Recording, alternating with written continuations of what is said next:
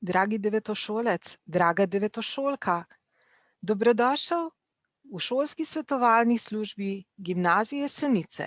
Lepo povabljeni tudi starši dijakov, bodočih dijakov Gimnazije Senice.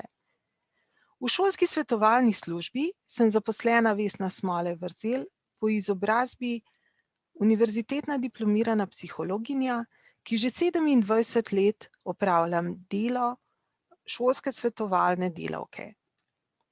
Res pa je, da je moje delo sestavljeno in zelo raznoliko, saj sem deloma zaposlena kot profesorica psihologije in poučujem psihologijo v 2. letniku gimnazije, ostali del pa opravljam dela šolske svetovalne delavke. Osnovo za moje delo predstavljajo programske smernice za delo šolske svetovalne službe v gimnaziji. Tam najdem nabor nalog in opis področij dela. Ključna pri mojem delu pa je povezovalna vloga med dijaki, profesorji in starši. Kadar sami ne morejo razrešiti nekega konflikta ali spora, takrat se usedemo skupaj, zberemo informacije z različnih strani, se pogovorimo, nanizamo možne rešitve, najdemo rešitev in razrešimo konflikt.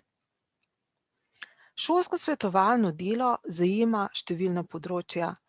Vpis novincev, vsako leto se vpiše cela vrsta novih devetošolcev v 1. letnik Gimnazije Senice in to je poseben izziv in zahteva posebno spremljanje in pozornost strani razrednikov, svetovalne službe in profesorjev.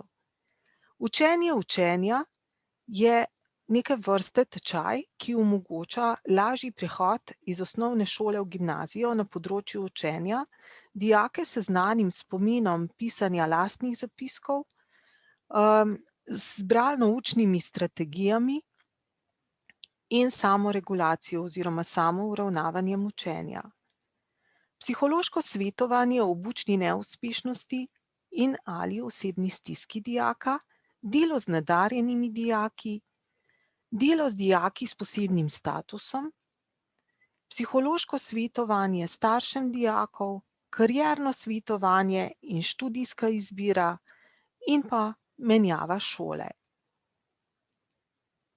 Načrtovanje in izvajanje preventivnih aktivnosti na šoli, spremljanje učne uspešnosti dijakov in sodelovanje z razredniki, strokovna podpora profesorjem, načrtovanje in izbira predavanj za starše in zaposlene tudi v času epidemije so s področja pozitivne psihologije bila izvedena številna predavanja na daljavo, na katere sem opozarjala starše, pošiljala vabila, izvajanje predavanj in delavnic za dijake, predvsem znotraj obveznega dela izbirnih vsebin vzgoje za družino, mir in nenasilje, aktivno sodelovanje pri pripravi in organizaciji pa izvedbi informativnih dni ter promocijskih aktivnosti za šolo, sodelovanje z Ljudsko univerzo Jesenice v tednu vseživljenjskega učenja oziroma na paradi učenja, izvajanje aktivnosti vezanih na program Unicefa Slovenija, mentorstvo prostovoljcem v društvu Žarek na osnovnih šolah in domovih starejših občanov, strokovno izpopolnjevanje, načrtovanje, spremljanje in evalvacija. Pa vendarle ste danes tukaj z drugim namenom. Kako naj izberem srednjo šolo, je verjetno vprašanje, ki se vrti trenutno v glavah vas devetošolci. Najprej se vprašajte, kaj me v resnici zanima oziroma veseli. Pomembno je pretehtati tudi, katera so vaša močna področja, v čem sem v resnici dober ali dobra.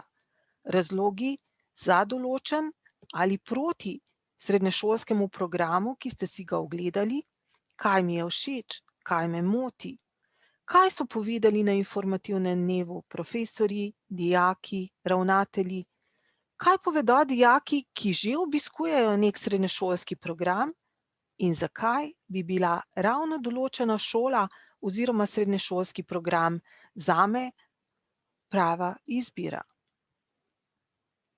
Sedaj imate na voljo nekaj časa, da malo razmislite, da malo pretehtate možnosti, ki jih imate v igri, predvsem pa ne pozabi, 2. april 2021 je zadnji dan za oddajo prijave, obrazec najdeš na spletni strani Ministrstva za izobraževanje, znanost in šport, ga natisneš, izpolniš in priporočeno pošlješ na izbrano šolo.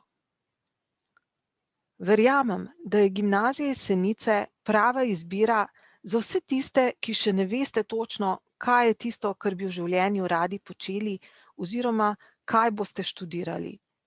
Pripravlja vas na študij in vam da odlično podlago za le-to.